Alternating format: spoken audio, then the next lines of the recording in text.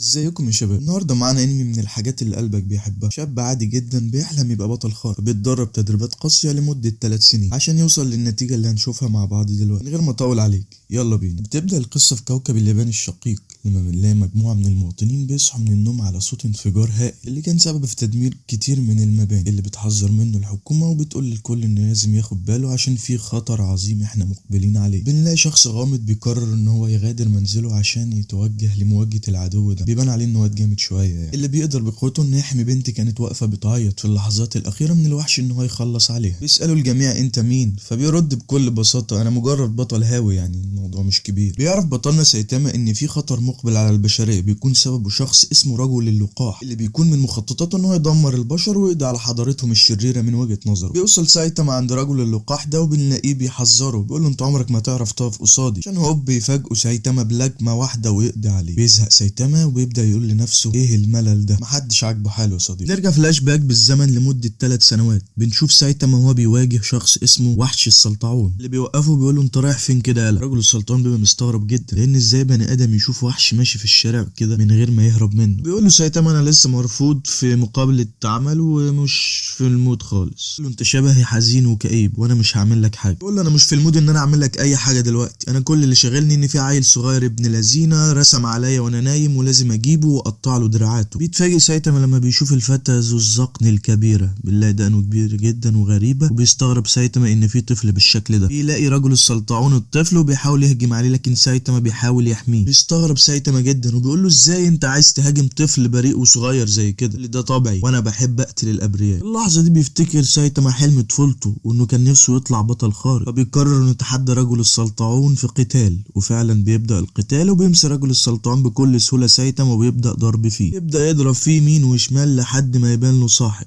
لكن سايتاما بضربة حظ الكرافتة بتعلق في عين السلطعون وبيقدر ان هو يتخلص عليه. ومنذ ذلك اليوم قرر سايتاما ان هو يتدرب تدريب شاق لحد ما بقى اصلع وبقى عنده قوة مفرطة محدش عارف يتحكم فيها. نروح في الاحداث لعالم شرير قدر ان هو يحول اخوه الصغير لوحش عملاق، وده كان بسبب ان اخوه الصغير كان حلمه من هو صغير ان هو يبقى وحش عملاق. مفيش حد نفسه يبقى كده ابدا. خطط الاتنين الاخوين انهم يسيطروا على العالم بعد ما حقن اخوه الصغير بالمادة دي وحوله لوحش عملاق رهيب. يبدأ يتجول للأخ الصغير في الشارع ويدمر في المدن، وبتحذر الأخبار من الوحش ده وبتقول إن كله لازم ياخد باله. بيهرب كل سكان مدينة دي. بعد كده بيقول العالم لأخوه إنه خلاص أنت بقيت أقوى رجل في العالم. لكن فجأة بيظهر رجل على كتف أخوه الصغير، فبيأمر أخوه إن هو لازم يقتله حالا. أخوه اللي مبقاش شايف حاجة بيحاول يقتل سايتاما، لكن هو بيقتل الشخص الغلط. بيتعصب لما بيدرك إن هو قتل أخوه، فبيمسك سايتاما وبيرميه على الأرض. يبدأ يهاجم سايتاما، لكن سايتاما بيستنى لما عدوه يبطل اللي هو بيعمله ده، بيضربه سايتاما في وشه وبيقضي عليه. بعد كده بيفتكر ان القوة دي شيء ممل جدا، بيفوز في المعركة وبيقرر انه يروح البقالة عشان يجيب حاجة للعشاء. بنشوف سايتاما وهو راجع البيت وبيبان عليه ان هو في حاجة مضايقاه، بيكون السبب ان مقابل القوة اللي هو اكتسبها دي هو فقد كل عواطفه، بقى بيشعر بالملل بعد كل معركة. طريقه بيستفز وحش كده شبه العربية، بيلكمه سايتاما لكمة واحدة وبيخلص عليه برضه. بيرجع البيت ويبان عليه الحزن الشديد لانه رجع البيت من غير اي اصابات. بيحلم سايتاما انه يكون ليه يوما ما عدو ويقدر ان هو يخوض معاه قتال. يجي الصبح بنشوف سايتاما بيتعرض لهجوم من وحش قوي جدا. بيتصدم ان الوحش ده قدر ازاي ان هو يدمر شقته. يظهر عدد من الوحوش من باطن الارض وبيقولوا له احنا السكان الحقيقيين للارض وبنخطط خلاص لاستعادة العالم اللي فوق. بس جدا سايتاما بيقول اخيرا لقيت اعداء اقوياء اقدر ابارزهم. يبان عليه الحماس جدا انه خلاص هيقاتل ضد سكان ما تحت الارض. استفزهم سايتاما وبيقدر ان هو يقضي على الوحش الاول بلكمة واحدة كالعادة، وبيتطلع الى المعركة الشديدة اللي هتدور ما بينهم. بيتهاجم سايتاما وبيكون مبسوط جدا ان هو خلاص هيقدر يستخدم كل قوته في قتال ضد وحوش اقوياء. بيحصروه لكنه بيستخدم كل قوته وبيبدا يلكم فيهم. بعد معركه طويله جدا بيهاجموا عدو اللي بيتسبب في انفجار كبير جدا. شوف سكان جو في الارض وهم بيفتكروا ان الامر انتهى وبيبقوا مش مصدقين ازاي هم قابلوا رجل بهذه القوه. قال لهم سايتاما انا مجرد بطل عادي، انا بعمل كده عشان المتعه وان السطح كله ده تحت حمايتي. يغضب منه سكان جو في الارض وبيبداوا يهاجموه لكنه بيتفادى كل هجماتهم. اللحظه دي بالذات بيدرك سايتاما اخيرا انه اخيرا متحمس زي معركته الاولى بالظبط. قلبه ينبض وبيلاحظ ان عواطفه رجعت له من تاني. بيظهر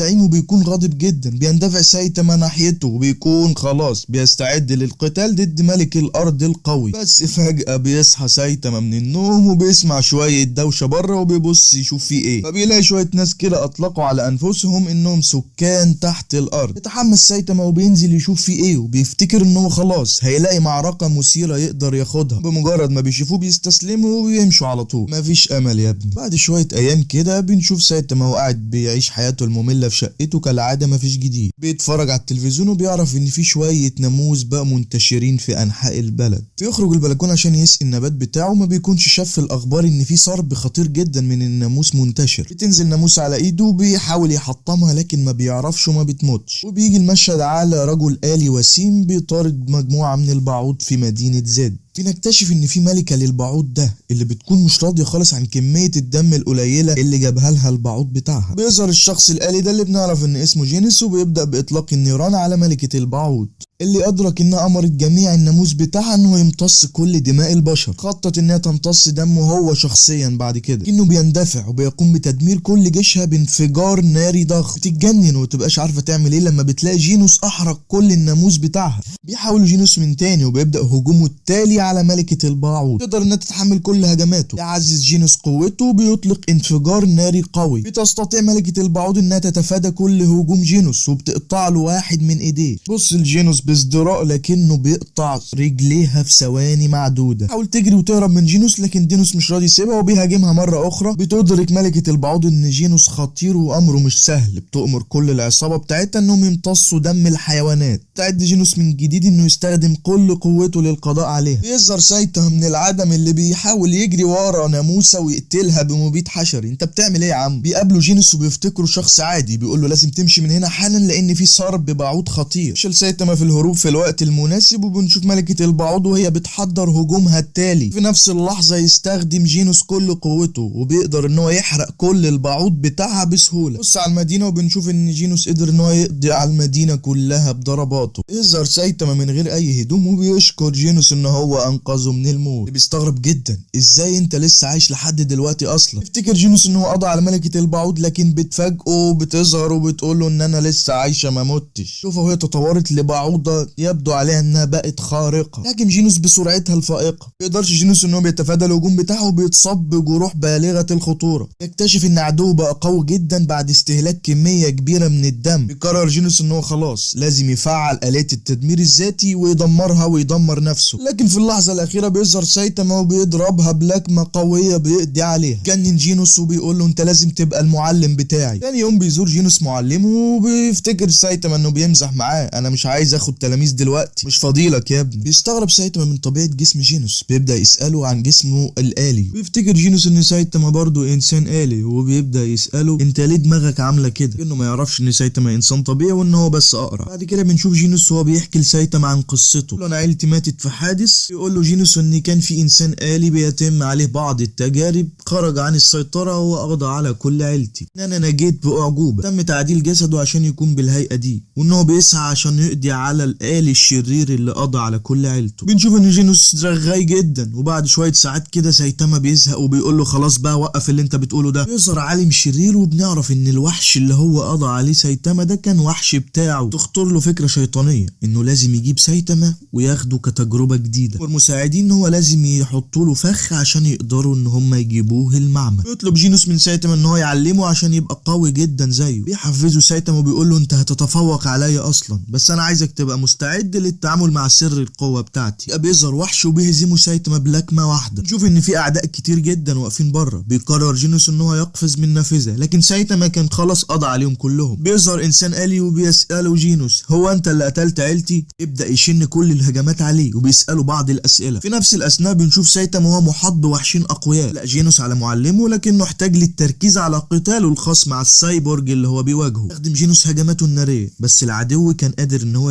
يستحملها. مع بعض شويه وبيقول له الآلي انهم جايين من بيت التطور. المشهد على سايتاما وهو بيقاتل الوحشين اللي بنشوفه بيزهق من القتال وبيقول لهم انا هريح شويه. بيتضايق جدا منه ملك الوحوش وبيفتكروا غبي وانه هو قاصد انه يستفزه. وريهم سايتاما ان انا هوريكم مين الغبي ده يا جماعه. يغضب ملك الوحوش وبيقرر انه هيوري سايتاما قوته الحقيقيه، لكن سايتاما بيبدا الهجوم على كل زملاء ملك الوحوش وبيقتلهم كلهم بنفسه. يبدا ملك الوحوش يتحول لوحش عالي في الرتبه وبتزداد قوته جدا. بيتفادى سايتاما جميع هجماته بسهوله من غير اي مجهود يذكر. بيشن هجوم اخيرا سايتاما على ملك الوحوش وبيقدر يقضي عليه من لكمه واحده بس. بنشوف جينوس وهو بيستجوب القرد الآلي ده اللي بيقول له جينوس انت ما عندكش اي فرصه ضد تاني اقوى محارب في فريقنا، لكنه بيعرف ان ملك الوحوش اتهزم خلاص وبيعتذر عن وقاحته. جاب ورا يعني. بنعرف ان كان في عالم عاش من وقت طويل، كان عبقري وقدم اسهامات كبيره جدا للمعرفه البشريه، لكنه اصيب بخيبه امل من العالم وان افكاره ما خدتش اي دعم من المجتمع العلمي اللي كان عنده خطه كبيره لتطوير البشريه. بس خطته دي فشلت لان فكرته اعتبرت خطيره، لكنه ما استسلمش وقرر انه يتابع حلمه باي ثمن. بعد ما بقى عنده 70 سنه بدات جهوده خلاص تؤتي ثمارها. يستنسخ العبقري نفسه وبيطلق على مختبره اسم بيت التطور. بيزق سايتاما وبيقول له انجز يابا، ايه علاقتك بالشخص ده؟ هات من الاخر. يقول له القرد الآلي ده ان رئيسه اصبح فضولي جدا بشأن جسمه وعايز يعرف ايه سر القوه دي. بيتدخل جينوس وبيبدا يشرح لمعلمه ان احنا لازم نقضي على العالم ده شكله غريب الاطوار. بيوافق سايتاما بس بيقول له احنا لازم نعمل الموضوع ده بسرعه لان بكره في تخفيضات على جهاز بلاي ستيشن وانا لازم اجيبه. قبل ما بيمشي جينوس بيسأل القرد الآلي ده هل في آليين تانيين في بيت التطور؟ بيرد عليه القرد وبيقول له لا ما كانش في غيري. في نفس الوقت بنشوف العالم العبقري ده وهو واقف مع كل النسخ بتاعه وبيبقى مستغرب جدا ان ازاي سايتاما وجينوس قدروا يقضوا على كل الوحوش القويه بتاعته. بيعرفوا برضو ان هم خلاص في طريقهم للمعمل عشان يدمروه. بيقول العبقري ان خلاص احنا ما عندناش حل تاني، احنا لازم نطلق كارنيج كابوتو. بتخاف كل النسخ بتاعته لكن زعيمهم بيقول لهم ان خلاص احنا ما عندناش حل تاني. نشوف سايتاما وجينوس وهم بيجروا باقصى سرعه نحو مخبأ العالم الشرير. نشوف جينوس وهو منبهر جدا ان سايتاما بيعرف يطير. سايتاما بيقول له ان البشر في الطبيعي ما بيتولدوش كده يعني. بعد كده بيوصلوا على بيت التطور فبيفعل جينوس قدراته السايبورجيه وبيسحق المبنى بالكامل. ما بيعلقش سايتاما لانه بيفتكر ان جينوس اكيد عارف هو بيعمل ايه. لقوا مدخل تحت الارض وبيقرروا ان هم يدخلوا فيه. بعد كده بنشوف نسخه من نسخ اللي استنسخها العالم دي بتقاتل ضد الوحش اللي اسمه كابوتو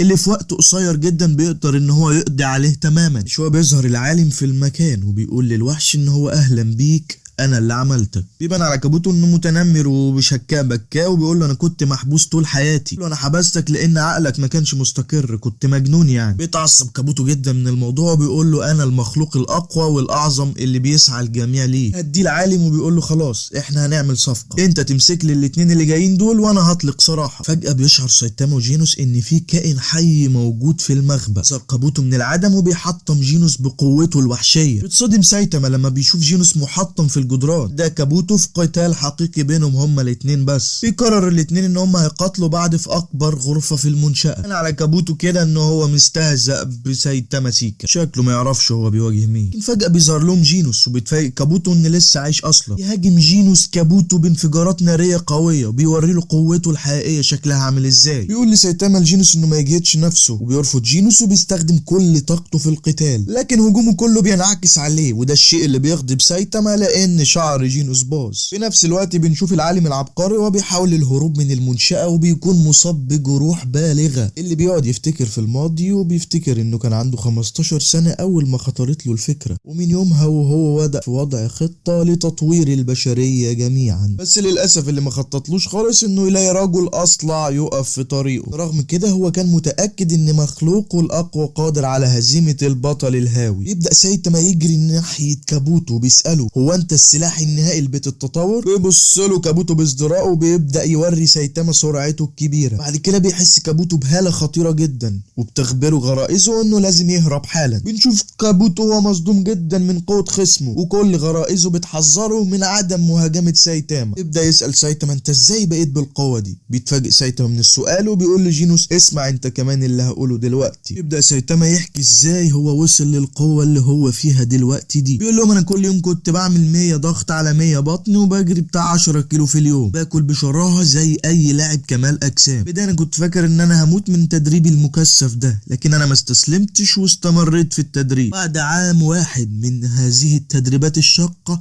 بقيت اصلع زي ما انتم شايفين كده، الامر اللي خلاه يكتسب قوه خارقه وتمكن من التفوق على كل منافسيه. طبعا ما حدش بيصدق الكلام اللي هو بيقوله وبيفتكروا ان هو بيهزر معاهم. جنن جينوس وبيقول له انت بس كنت بتعمل كده، انا ما طلبتش ان انت تبقى معلمي عشان بس انت تقعد تقول لي شويه كلام فاضي. سايتاما ادرك ان جينوس فعلا ممكن ما يصدقوش، لكنه فعلا كان بيقول الحقيقه. بيغضب كابوتو وبيقول لسايتاما انت كذاب. نتيجة لكده بيزود قوته وبيتحول لوحش خطير جدا. يتحول كابوتو لشكله النهائي وبيخطط لقتل سايتاما بقوته الهائلة. يجهز كابوتو هجومه وبيهجم على سايتاما اللي كان سرحان في دنيا تانية خالص. بيضرب سايتاما بضربة قوية اللي بتطيره في الغرفة. اللي بيقول انا ما كانش ينفع اعمل كده، وبيفتكر ان كابوتو لو اتحول لهيئته النهائية هيبقى في حالة قوية لمدة اسبوع كامل. فبيدرك سايتاما انه ما ينفعش يسمح له بده، لان لو ده حصل يوم التخفيضات في السوبر ماركت هيروح عليه، كل همه بس في البلاي ستيشن. نتيجة لده بيقرر يهزم كابوتو في الحال، وفعلا بيضربه بلكمة واحدة وبيقضي عليه. بنشوف سايتاما وهو متوتر جدا وخايف لا يضيع عليه اسبوع التخفيضات. بيهدي جينوس وبيقول له ما تقلقش هنوصل في الوقت المناسب. بعد كام يوم بنشوف رجل واقف بيشتكي ان ازاي الاغنياء بيزدادوا ثراء والفقراء يعاقبون من المجتمع. بنعرف ان الشخص ده اسمه هامر هيد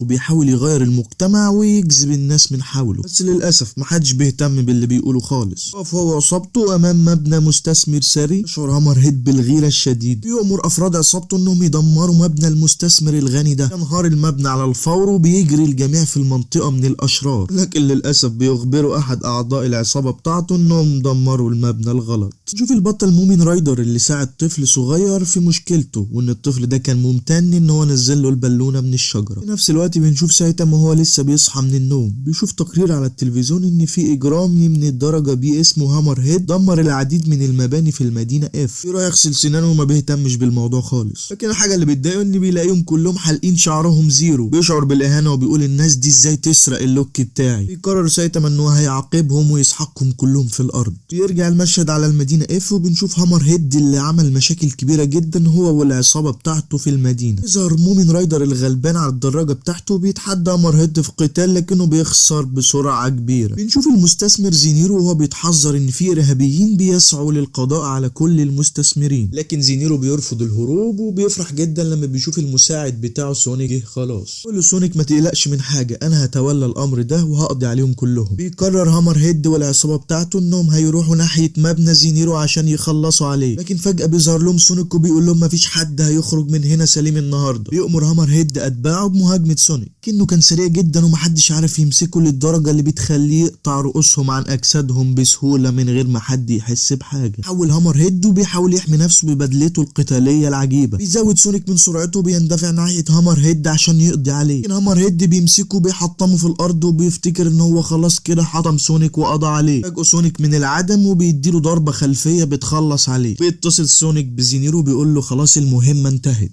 لكن بالله سونيك بيتفاجئ لما بيشوف جثه هامر هيد اختفت تماما. وبنعرف بعد كده ان هامر هيد تمكن من الهروب لان جمجمته دائما كانت اقوى من جمجمه الانسان العادي. وفي هذه الاثناء بنشوف جينوس وهو بيتكلم مع الدكتور كوسانو اللي قدر ان هو يصلح جينوس. يكمل جينوس كلامه للدكتور كاسانو وبيقول له ان انا لقيت معلم جديد وان هو انا ممتن ليه جدا عشان انقذ حياتي مرتين. دكتور كوسانو كان مبسوط جدا ان جينوس خلاص لقى صديق حقيقي. بيقول له انا عملت شويه ابديتس جديده، بمجرد ما هتنتهي اوعدك ان انت هيبقى عندك قدره تتفوق بيها على معلمك الجديد. نروح لهامر هيد وهو بيقابل سايتاما اللي بيفتكر ان سايتاما جاي عشان ينضم للعصابه بتاعته. بيقول له سايتاما انضم لمين انت عبيط يا ابني؟ ده هامر هيد يهاجم سايتاما اللي بيتصدم لما لكمته ما بتنجحش عليه. يوقفوا سايتاما وبيقول له ايه البدله السخيفه اللي انت لابسها دي؟ شكلها عبيط جدا. الامر اللي بيعصب هامر هيد جدا وبيقوم بتزويد قوته عشان يقضي على سايتاما. ده هامر هيد يشن هجومه على سايتاما اللي بيوقفه بكل سهوله. بيبدا يخاف هامر هيد وبيطلب من سايتاما انه يعفو عنه. بيقول له سايتاما انا هعفو عنك بس انت لازم تبطل الحاجات اللي انت بتعملها دي. بنشوف سايتاما اللي كان في طريقه للمنزل بيظهر قدامه فجأة سونيك اللي كان بيدور عن هامر هيد. تبدأ يهاجم سايتاما بكل قوته، لكن سايتاما بيتفادى جميع هجماته. افتكر سايتاما ان سونيك فاكره من اتباع هامر هيد وبيقول له اهدى بس انا مش معاهم. بيقول له سونيك انا مش مصدقك، انت راسك القرعه دي بتثبت عكس كده خالص. حاول يجرب حركاته سونيك وبيحكي له انا كنت نينجا منذ الطفوله واقدر اعمل اي حاجه. بيقول له نينجا على نفسك يا حبيبي. بيفتكر سايتاما ان سونيك مجرد هاوي بيحاول يجرب حركاته عليه مش اكتر. بيحاول سونيك يبهر سايتاما باي طريقه وبيوري له سرعته الفائقه، بس سايتاما ما بيتاثرش خالص وبيقول له بقول لك ايه انا زهقت ينفع اروح. سونيك ما كانش مصدق ان سايتاما قادر يتفادى كل هجماته السريعه. حاول يضرب سايتاما بركله لكن سايتاما بيتجنبها وبيضربه ضربه غريبه في مكان غريب جدا. قال له اسف انا ما كانش قصدي اضربك هنا. بيعرف سونيك اسم سايتاما وبيقول له المره الجايه هقضي عليك تماما. سايتاما ما كانش قادر خالص انه ياخد سونيك على محمل الجد. قال له خلاص تمام ماشي بالتوفيق. بالليل بنشوف سايتاما قاعد مع جينوس اللي بيستغرب جدا لما بيعرف ان رغم كل الوحوش اللي قتلها سايتاما لكن هو لسه بطل مغمور. بيفتكر جينوس ان في بطل اخر هو اللي بينسب له الفضل في القضاء على هامر هيد. نبدأ نفهم مشكله سايتاما الحقيقيه، انه بيقوم باعمال بطوليه لكن محدش يعرفه ولا حد يفهم انه هو بطل خارق. سايتاما بيبقى قاعد مع جينوس وبيحكي له بيبقى متضايق جدا ان محدش يعرفه وانه نفسه في يوم من الايام يبقى بطل مشهور، عشان يلاقي جينوس الحل ويقول له ان في جمعيه اسمها جمعيه الابطال. وبيوصلوا لفكره ان هما الاتنين يروحوا ويشتركوا في جمعيه الابطال دي. بتظهر جمعيه الابطال اخيرا واللي بنشوفهم بيقرروا ان مومن رايدر هيفضل البطل الاعلى في الفئه سي. ثم بدأوا مناقشه الاختبار الرسمي السنه دي لاختيار الابطال. للاسف بيكون عندهم مشكله كبيره ان جوده المتقدمين بتبقى اقل كل سنه، لكن بيقرروا السنه دي ان الاختبارات تبقى اكثر صرامه عشان ينقوا ابطال جودتهم اعلى. بعد كده بنشوف مع بعض الكتير من المرشحين اللي بيتقدموا للاختبار. بيبدا المرشحين يبصوا على سايتاما وبيفتكروه ضعيف ويبداوا يتريقوا عليه. بيبدا الاختبار الاول وبنشوف سايتاما بيقوم بشويه قفزات كده جانبيه. بعد كده بيقوم بالركض السريع ورفع الاثقال، الحاجات اللي هو متعود عليها دي. بيتغاشم سايتاما جامد لانه كان هيكسر المبنى كله، اللي بينجح في الحصول على اعلى الدرجات. نروح لسايتاما اللي يكون مستني النتائج. بيظهر صديقه جينوس اللي بيساله الامر كان عامل ازاي. بيقول له ان الاختبارات كانت سهله جدا. بيقول له جينوس ان الاختبار الكتابي كان سهل جدا وممكن لاي شخص انه يعديه بسهوله. بعد شويه بتوصل النتائج وبنشوف ان تم اعتماد جينوس كبطل من الدرجه اس. لما بيلاقي سايتاما ان جينوس بقى من الفئه اس بيفتكر كمان ان هو هيبقى من الفئه اس. بيقول لجينوس وجينوس بيهنيه. بيساله جينوس عن الانترفيو اللي عملوه. بيقول له ان هو اتسال عن بيت التطور. بيقول له جينوس ان الجمعيه سالتني عن بيت التطور وان هم اتبسطوا جدا لما عرفوا ان انا قضيت على كل المجرمين. بعد كده بنتفاجئ لما بنعرف ان سايتاما بقى بطل من الفئه سي مش الفئه اس، وانهم قروا الحرف غلط، الامر اللي بيخلي سايتاما متضايق شويه. بعد كده بنروح لقاعه المحاضرات وبنشوف سايتاما وجينوس وهم قاعدين. اللي بيتفاجئوا لما بيلاقوا بطل من الفئه اسمه سنيك وبيبص لهم باستحقار وبيقول لهم ان هم لازم ياخدوا وضعهم كابطال على محمل الجد ويبطلوا التفاهه اللي هم فيها دي. سايتاما ما بقاش مديله اي انتباه، الامر اللي بيخلي سنيك يتضايق ويتعصب وبيقوم يعمل شويه حركات ورقصات غريبه محدش فاهمها. بالليل بيرجع الاتنين البيت وبنشوف جينوس وهو بيتكلم مع سايتاما عن جمعيه الابطال وقد ايه هو متحمس. بس سايتاما ما بيبقاش مديله اي اهتمام لانه مش مدي اهتمام اصلا لحوار جمعيه الابطال ده. لكن جينوس كان مبسوط جدا ومتحمس ان هو اخيرا هيعرف يشتغل هو وسايتاما كفريق واحد. وبيقول له جينوس انا خلاص من النهارده بقيت تلميذك رسميا، ما فيهاش كلام. بيبص له سايتاما باستغراب وبيقول الواد ده هيجيب لي صداع كبير في المستقبل، انا كنت في غنى عنه. في نفس الوقت بنشوف سنيك وهو قاعد في الجمعيه بيشتكي من جينوس وسايتاما وبيقولوا ان هم مجرد اتنين هواه. لكن بيتدخل قائد حكومي في الجمعيه وبيقولوا ان الاتنين مش ضعاف خالص. بيكمل يقول له ان سايتاما يا دوبك عدى من الاختبار الكتابي لكنه كان هيدمر المبنى كله في اختبار اللياقه البدنيه، الامر اللي بيجنن سنيك. ازاي واحد ابله زي سايتاما ممكن يكون اقوى مني؟ بنروح لسايتاما اللي بيبقى مبسوط جدا لما بيعرف ان جينوس بقى من الابطال الفئه اس. فجاه بيظهر لهم سنيك وبيحاول يدي لسايتاما محاضره. بيهجم على سايتاما بتقنيه غريبه لكن هجومه بيفشل كالعاده. بعد كام يوم بنشوف جينوس وسايتاما وهم واقفين على جبل وبيحاولوا يقوموا بعض التدريبات. بيقول جينوس لسايتاما ان احنا الاتنين في المرتبه الاخيره ولازم نعمل اعمال بطوليه كتير عشان يرتفع ترتيبنا. وبيقولوا ان الناس هتبدا تعرفنا وهيطلقوا علينا بعض الاسماء الشهيره، الامر اللي بيشغل تفكير سايتاما جامد لانه ما بيبقاش عايز حد يطلق عليه اسم، مش عايز حد يقول له ان هو الاصلع القوي او الصلعه الذهبيه. بيقول سايتاما لجينوس ان هو مستعد يتدرب معاه عشان يبقى اقوى. بيقول له جينوس ان انا لازم نتقاتل ولازم توريني اقصى حاجه عندك عشان اشوف انا هقدر استحملها ولا لا. بيشن جينوس هجومه الاول ولكن بيتفادى سايتاما ركلته. بيبدا جينوس يقوي من ضرباته ضد معلمه ولكن بيقفز سايتاما في السماء وفجاه اطلق بيطلق سايتاما شعاع ليزر دمر جزء من الجبل، يزود الاتنين سرعتهم، وبيحاول جينوس ان هو يباغت معلمه لكن سايتاما كان اسرع منه واختفى. يفعل جينوس كل مدافعه وبيبدأ يوجه ضرباته ناحية سايتاما لكنه بيظهر وراه. جينوس بيقول له انت لازم تتقاتل معاه بكل قوتك والا تتراجع، بس جينوس كان بينه وبين نفسه عارف ان سايتاما قوته لا حدود له وانه ممكن يدمره بلكمه واحده، عشان كده يقرر سايتاما انه هيوريه قوته الكامله. يحس جينوس بالخوف وبيفتكر ان سايتاما فعلا هيقتله. يهاجم سايتاما بكل قوته لكنه بيوقف نفسه في اخر اللحظه قبل ما يضرب تلميذه. بيتصدم جينوس وبيدرك ان سايتاما وحش لانه دمر الجبل من وراهم تماما. بيهدى الوضع بين الاتنين وبيتفقوا على العشاء ان هم هيروحوا يبارزوا بعض على مين هيخلص طبق النودلز اسرع. فجأة صاحب المطعم جدا لما بيلاقي جينوس كل الطبق كامل. فجأة هم قاعدين بيدخل بطل اسمه اماي ماسك وبيطلب من جينوس ان هو عايز يتكلم معاه. بيحذر سايتاما جينوس وبيقول له خلي بالك ممكن يكون شخص تافه شبه سنيك اللي قابلناه. بيوافق جينوس على طلب اماي ماسك وبيخرج معاه بره فعلا،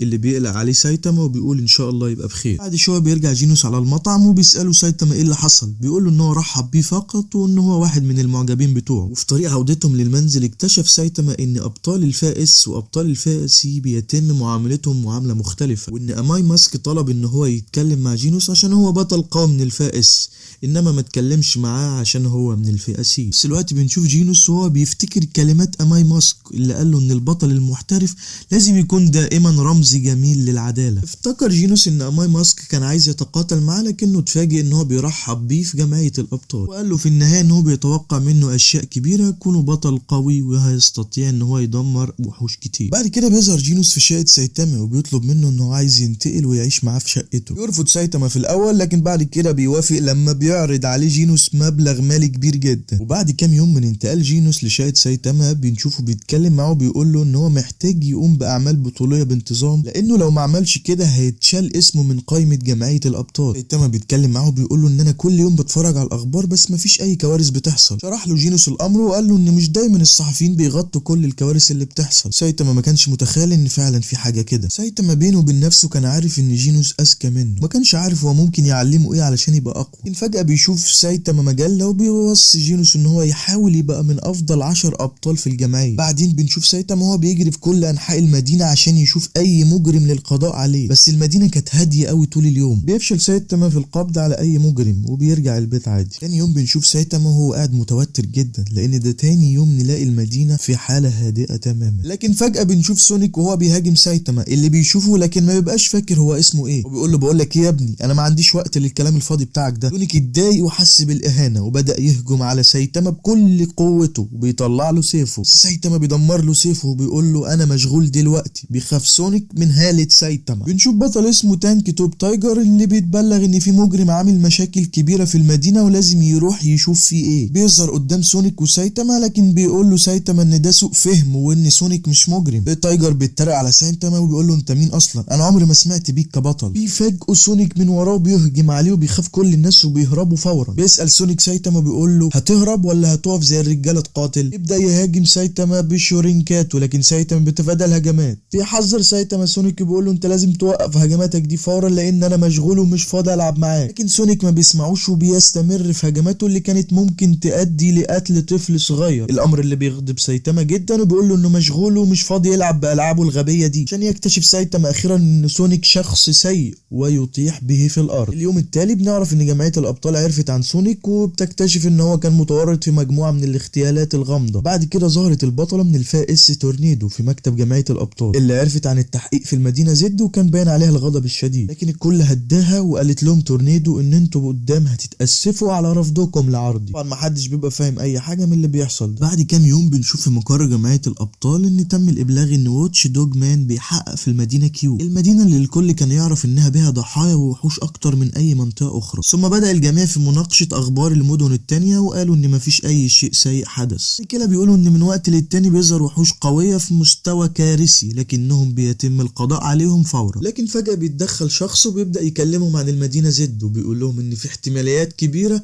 لوقوع كوارث قريبه في المدينه زد. لكن رغم كده بيقول له احد اعضاء الجمعيه ان هم بالفعل ارسلوا بطلين من الفئه ايه للتحقيق في امر المدينه زد. بنتعرف على البطلين دول وهو واحد اسمه جولدن بول والتاني اسمه سبرينج موستاشيو. يتجول البطلين في المدينه عادي جدا. بعد كده بيخططوا للذهاب لمكان مهجور. يوصل الاتنين لمدخل مغلق الاتنين بيحسوا ان هما ممكن يتعرضوا لهجوم في اي وقت. بيبدأ جولدن بول يسأل زميله ان كان عارف ليه غزو الوحوش في المنطقة دي على طول مرتفع كده. بيقول له سبرينج مستشفى انا ما اعرفش ليه الموضوع ده بيحصل، وبيبان عليه ان هو مش عارف اي حاجة. واضح عليك يا بيلاحظ جينوس ان في رجلين دخلوا الحي بتاعه، بيشعر ان هما بيطاردوا شيء معين لكنه ما بيهتمش وبينظف الحمام بتاعه. بعد كده بنشوف وحش الاعشاب البحرية اللي سمع عن وحش قوي موجود في المدينة المهجورة وقرر يروح ويشوف فيه ايه هناك. بيكتشف البطلين امر وحش الاعشاب البحرية وبيخططوا لضربه. يطلق جولدن بول صاروخ لكن هجومه بينعكس عليه. فجأة بيتهاجم من قبل وحش الاعشاب البحرية. الاسبرينج مستشو جدا عن صديقه اللي بيتهاجم هو كمان. بيتمكن من تفادي هجوم خصمه وبيقوم بخدعة سحرية. بيستعد لشن هجوم بالسيف واختراق جسم الوحش، وبيقول له انا بقى هحولك لشوية سلطة على العشاء. بيقول له وحش الاعشاب البحرية لا انا مش عايز اتحول لسلطة، وبيمشي بعيد وبيسيبه. بيشوف سبرينج مستشو بان خصمه تفادى هجومه، وبيدرك في الحال ان هو محتاج طلب المساعدة. بيتصل مستشو بجمعية الابطال وبيطلب فعلا المساعدة. بيبداوا يدردشوا شوية وبيقول له وحش الاعشاب البحرية ان هو من بلد تانية بس سمع ان في وحش هنا في المدينة المهجورة. نفس الوقت بنشوف ان تم ارسال نداء استغاثة لفريق استشارات جمعية الابطال اللي بيعرفوا ان البطلين اللي من الفئة ايه بيتعرضوا لهجوم. بيتهاجم سايتاما من وحش الاعشاب البحرية اللي بيفتكر انه نسي يجيب اعشاب بحرية النهاردة على العشاء. بيقعد جينوس وسايتاما بالليل عشان يتناولوا العشاء، اللي بيكتشف جينوس ان الاعشاب البحرية طعمها زي الخرا، وبيبدأ يتكلم مع سايتاما ويقول له انت اكيد جبت اعشاب بحرية سعرها رخيص يا رخيص، بس بيقول له